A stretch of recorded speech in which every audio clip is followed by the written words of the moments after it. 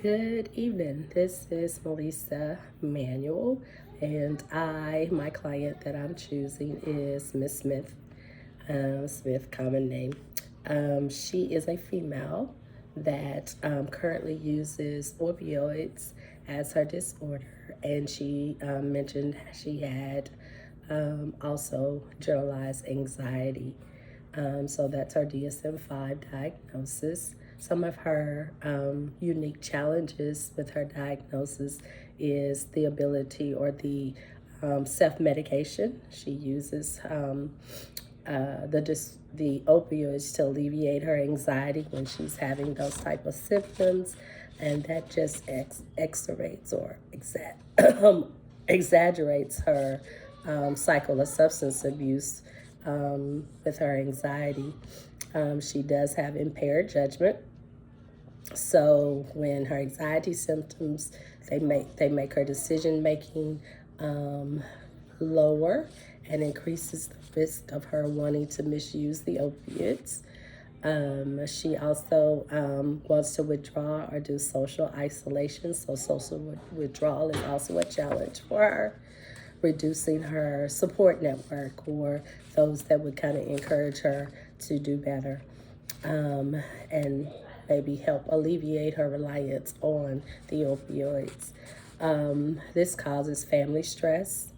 Her role strange, like her anxiety diminishes her ability to fulfill the family responsibilities. This causes frustration, which makes her wants to use again. With also frustrations in the family. Her misuse and anxiety creates like a volatile home environment. It increases the stress it also creates more conflict in the family. And with all, people are worried about the ones that have a disorder or dealing with substance abuse, communication breakdowns, because you're isolated. You don't want to really have conversations or information about the use. So you have misunderstandings that can easily occur, as well as emotional distance.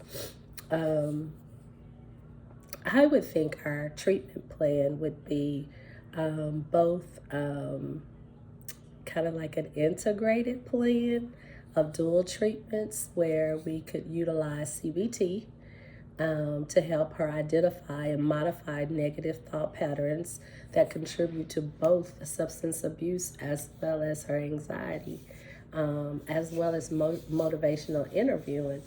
This can enhance Jane's motivation to, Miss Smith, motivation to engage in treatment by exploring and resolving her attitude toward change.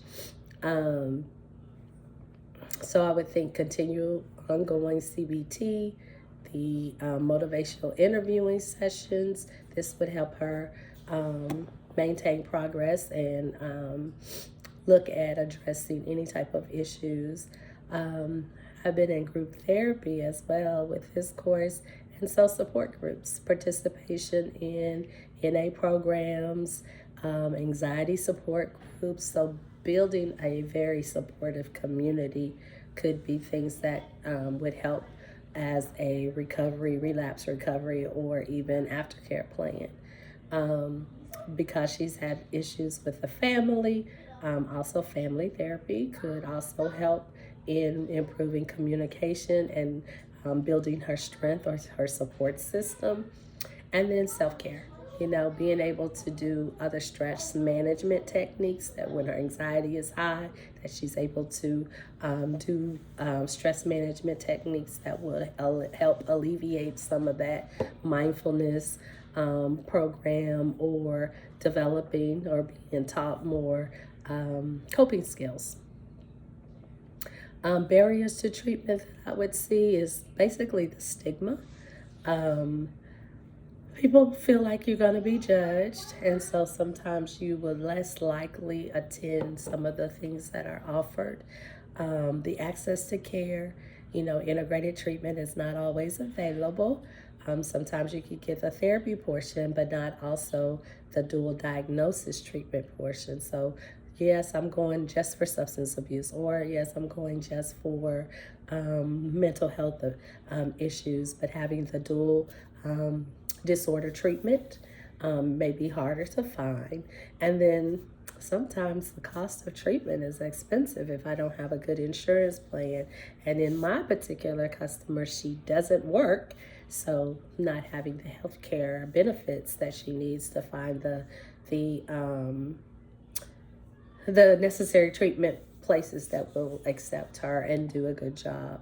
So my recommendation is in doing Enhance the Care for Miss Smith is giving her the information she needs to support what's available in her community. So being resourceful, offering her resource allocations of funding sources that would be able to help her provide those cares that she needs.